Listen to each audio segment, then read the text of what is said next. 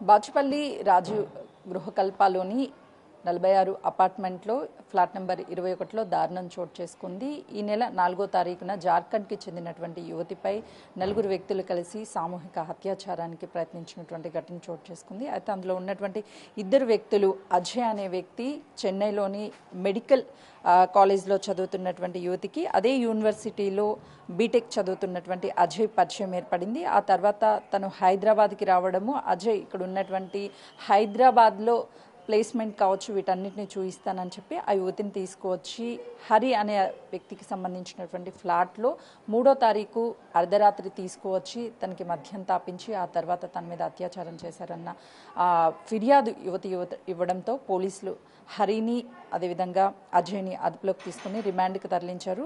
గత నెల రోజుల క్రితమే ఇక్కడ హరి తన స్నేహితులతో కలిసి 6 మంది ఇదే ఇంట్లో నివాసం ఉంటున్నట్లుగా కూడా తెలుస్తుంది. ప్రస్తుతం ఈ కేసుకి సంబంధించి పోలీసులు తనని రిమాండ్కి తరలించడం చేశారు. అసలు స్థానికుల్ని మాట్లాడిద్దాము, ఎప్పటి నుంచి వీళ్ళు ఇక్కడ ఉంటున్నారు, ఆ రోజు ఏం జరిగింది అని చెప్పేసి చెప్పండి. ఇప్పుడు హరి కావచ్చు, వాళ్ళు ఎంతమంది ఉండేవాళ్ళు ఇంట్లో? అంటే వాళ్ళు 6 మెంబర్స్ ఉండేవాళ్ళండి. 1 మంత్ అవుతుంది వచ్చి, కానీ 6 మంత్ నుంచి వాళ్ళు తాగడము ఇట్లా చేయడము. అంటే రూమ్ కూడా ఖాళీ చేపిస్తాము అనుకున్నాము, కానీ 1 మంత్ అయిన తర్వాత అది అడ్వాన్స్ ఉంటుంది కదా, అక్కడికి అయిపోతుంది. 5th ఉండే వాళ్ళది మంత్ రూమ్ ఖాళీ చేస్తామన్నారు. అంతలోపే ఇలా జరిగిపోయింది. అంటే ఆ అమ్మాయి వచ్చినప్పుడు ఎవరైనా చూసారా? ఏ టైంకి వచ్చింది?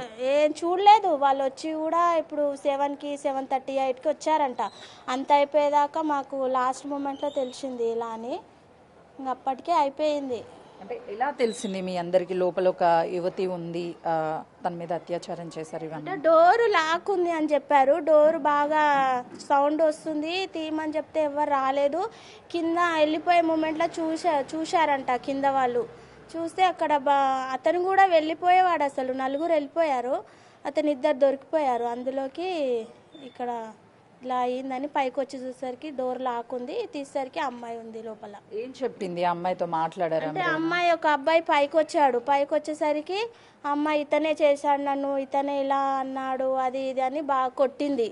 ఇంకా తమ్ముళ్ళు అక్క చెల్లెలు లేరా అది అని కొట్టింది. కొట్టేసరికి అబ్బాయి నేను కాదని పోలీసులో కంప్లైంట్ ఇచ్చాం. వాళ్ళు వచ్చి తీసుకెళ్లారు. ఏ టైం అయింది అప్రాక్సిమేట్లీ? అప్పుడు 11:30 అయింది. ఇంకా కంప్లీట్ అయ్యేసరికి 2:33 అయిపోయింది. పోలీసులు వచ్చి తీసుకెళ్లారు. తర్వాత అమ్మాయితో మాట్లాడే ప్రయత్నం చేశారా? అంటే ఎక్కడ అమ్మాయి, ఎందుకు వచ్చింది? ఆ అమ్మాయి బెంగళూరు అని చెప్పింది. తెలుగు రావట్లేదు, అసలు హిందీ మాట్లాడుతుంది.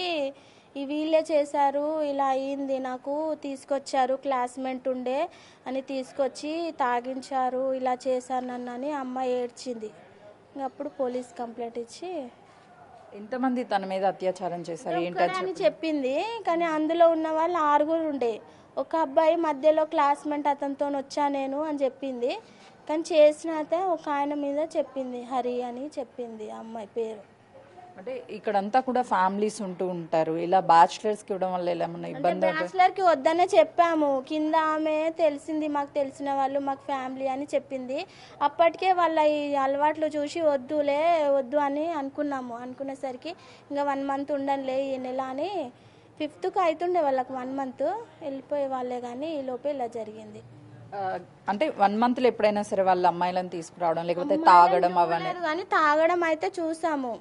బాటిల్స్ అవన్నీ ఇక్కడ చెత్తలో ఉండేవి. బాటిల్స్ కూడా కింద పడేసేవి. ఒకసారి కూడా డోర్ కొట్టి చెప్పాను, వెళ్ళి తీసుకొని వెళ్ళాడు అతను.